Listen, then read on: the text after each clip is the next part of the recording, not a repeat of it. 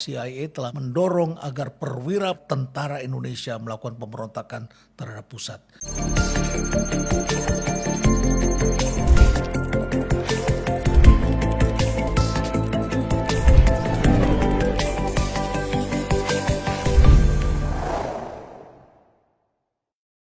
Agak terkejut saya ketika mendengar percakapan di antara sejumlah pengusaha senior Indonesia yang tiba-tiba menyampaikan kepada saya, Pak Reynald, bahwa Presiden Jokowi ini dalam keadaan berbahaya. Oh, bahaya seperti apa? Tentu saya bertanya-tanya karena beberapa hari yang lalu Presiden Jokowi baru saja berkunjung ke pasar dan menurut saya pengawalan yang diberikan sangat minimalis. Beliau sederhana seperti biasa, bercakap-cakap dalam jarak yang tidak terlalu jauh dan kalau dalam keadaan macet Presiden juga tidak memerintahkan pada pas pampres untuk segera mengambil langkah pengamanan. Jadi menurut saya biasa saja. Tapi kemudian saya mencoba memahami dari percakapan yang muncul. Akhirnya mereka menyampaikan kepada saya, Presiden Jokowi telah membuat kepala-kepala negara lain menjadi lebih susah. Kalau susah ini kan semua kepala negara saat ini sedang susah. Siapa yang tidak susah? Amerika Serikat, China, India, semuanya sedang meningkatkan jumlah hutangnya. Karena mereka ingin negaranya hadir di mata rakyatnya. Jumlah hutang telah meningkat pesat sekali belakangan ini. Kemudian juga ekonomi ternyata belum bangkit-bangkit. Ditambah dengan saat ini negara dipaksa untuk meningkatkan besarnya pajak demi untuk meningkatkan pendapatan. Sementara kemampuan rakyatnya sendiri belum begitu kuat. Tapi mereka mengatakan lagi kepada saya, ini sudah terjadi sebelum pandemi di mana presiden punya keinginan yang lebih besar untuk menguasai resources. Dan inilah yang dianggap sebagai pemimpin yang nasionalis. Di barat agar kita ketahui kata nasionalis adalah pemimpin yang banyak muncul pada era tahun 1940-an, yaitu pemimpin yang bukan hanya mencintai kepentingan domestiknya tetapi dianggapnya memusuhi bangsa lain. Tentu saja kita tidak beranggapan nasionalis seperti itu dan mereka mengatakan kalau memang tujuannya adalah cinta kepada bangsa sendiri, itu artinya bukan nasionalis tetapi patriotisme. Jadi ada seperti itu pandangan di negara-negara lain, tapi saya kira wajar saja setiap kepala negara memang ditugaskan oleh konstitusinya. Dan siapapun presidennya, konstitusi memerintahkan agar resources itu digunakan untuk sebesar-besarnya kemakmuran rakyat Indonesia. Jadi wajar saja. Yang pertama tentu kita menyaksikan di Malaysia. Banyak sekali politisi di Malaysia yang sering memberi contoh atau membandingkan Perdana Menterinya dengan Presiden Republik Indonesia. Mereka mengatakan Indonesia dulu di belakang kami, tapi sekarang Indonesia telah menyusul kita. Jadi mereka mempermalukan kekuasaan yang ada di Malaysia. Dianggapnya Indonesia sekarang jauh lebih maju daripada mereka. Tapi negara-negara barat juga tidak happy karena mereka tidak bisa mengambil barang-barang tambang Indonesia dengan mudah begitu saja. Kita ketahui sekarang timah, tembaga, aluminium semua dicoba untuk dibuat di Indonesia. Jadi Presiden telah melarang untuk dipakai, diekspor begitu saja dalam bentuk bahan mentah. Yang kedua, kita ketahui awal tahun ini Presiden telah melarang untuk ekspor batu bara kecuali sudah bisa dipenuhi di dalam negeri. Dan itu membuat sejumlah negara yang krisis energi mengalami kesulitan. Beruntunglah akhirnya dibuka kembali. Tapi harganya saat ini memang sedang baik sekali bagi Indonesia. Saya kira ada banyak sekali contoh-contoh lain ketika Presiden akhirnya dalam berpidato mengatakan bila perlu kita menggunakan mata uang di luar dolar misalnya. Itu pasti telah menimbulkan kegundahan bagi Amerika Serikat. Ditambah lagi dengan Presiden kemudian mengumumkan telah mengambil blok Rokan, Mahakam dan lain sebagainya.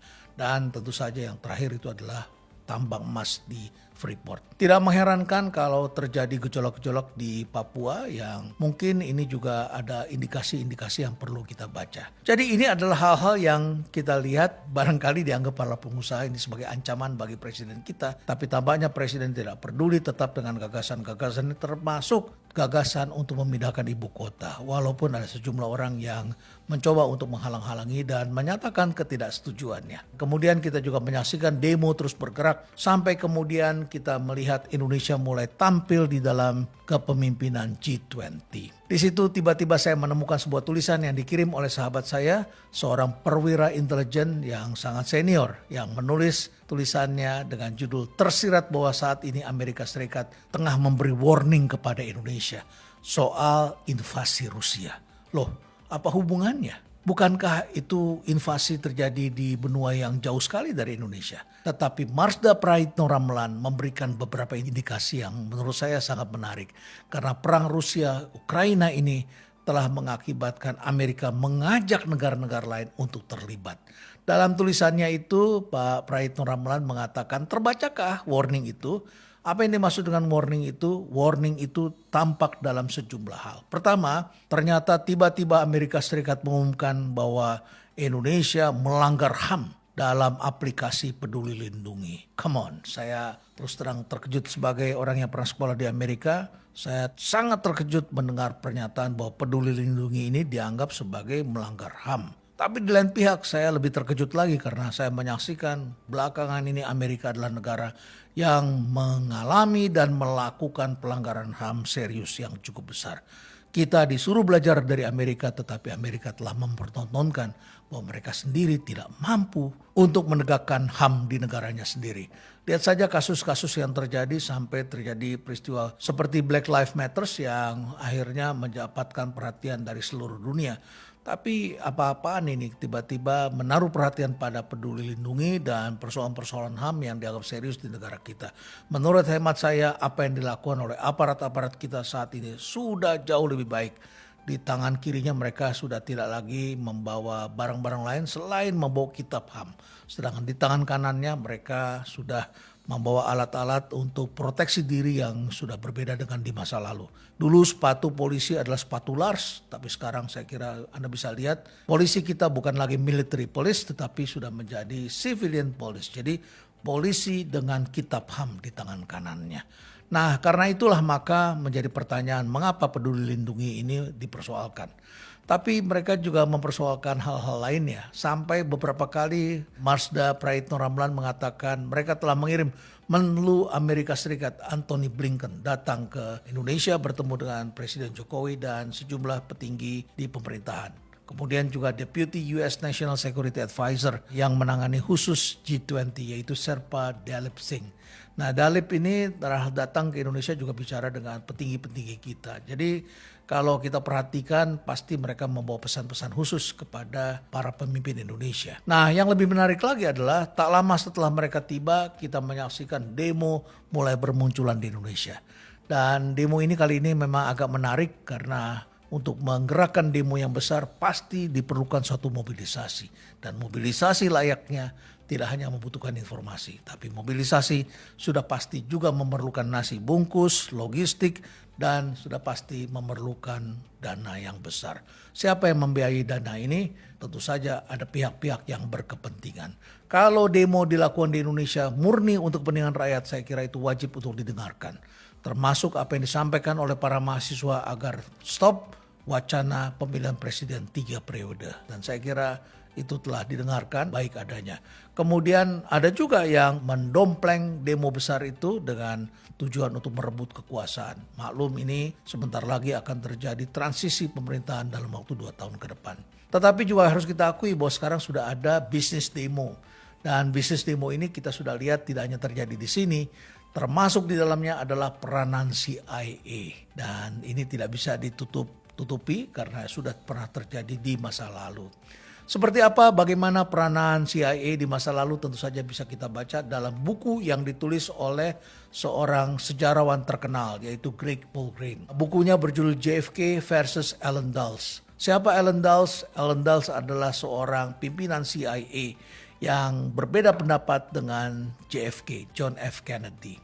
Jadi John F. Kennedy berbeda dengan pendahulu-pendahulunya tiba-tiba menaruh perhatian untuk mendukung pemimpin-pemimpin yang nasionalis di negara-negara yang tentu saja tengah menghendaki kemerdekaan, termasuk Indonesia.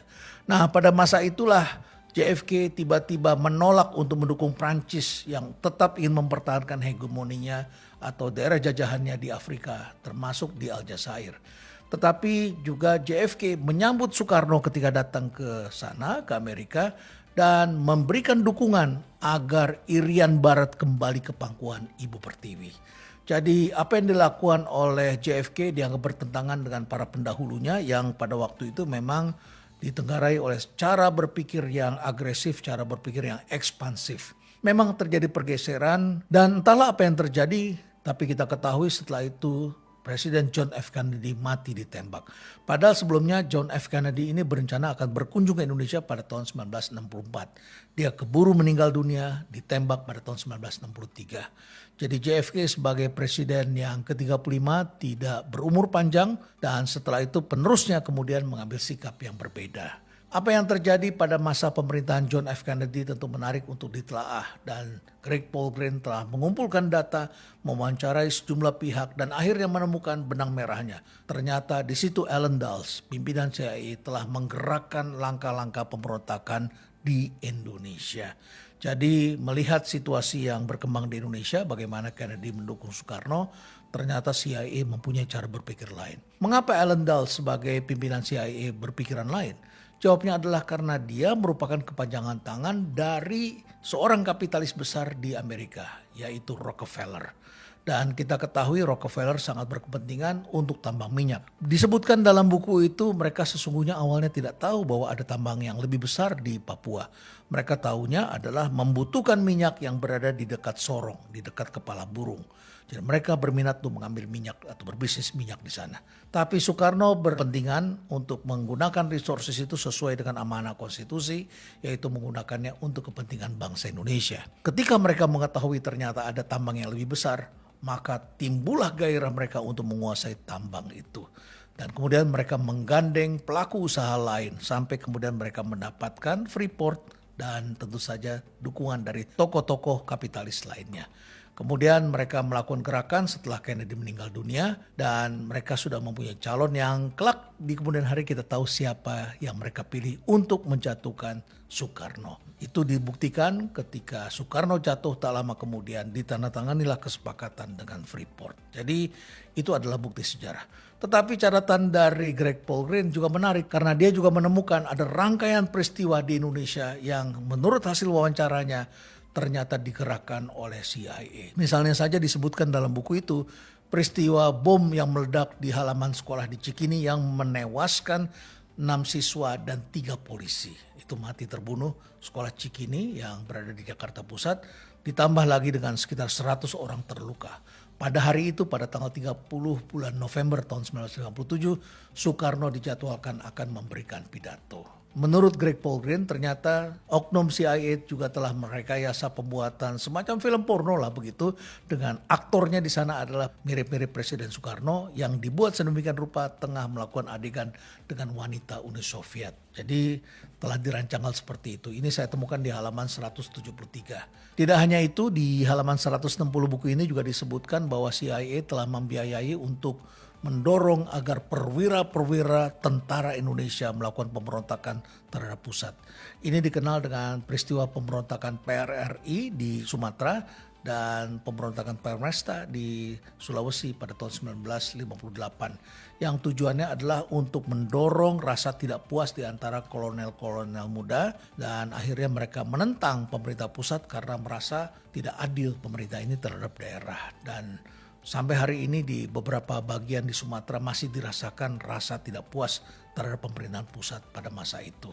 Kemudian akhirnya disampaikan juga bahwa CIA telah menyokong senjata, peralatan dan bahkan tentara bayaran. Ini antara lain bisa dilihat pada data yang ditemukan oleh Greg Polgren bahwa telah ditembak jatuh sebuah pesawat yang dikemudikan oleh Alan Pope, seorang pilot Amerika Serikat yang mengemudikan pesawat B-26 jatuh di Ambon.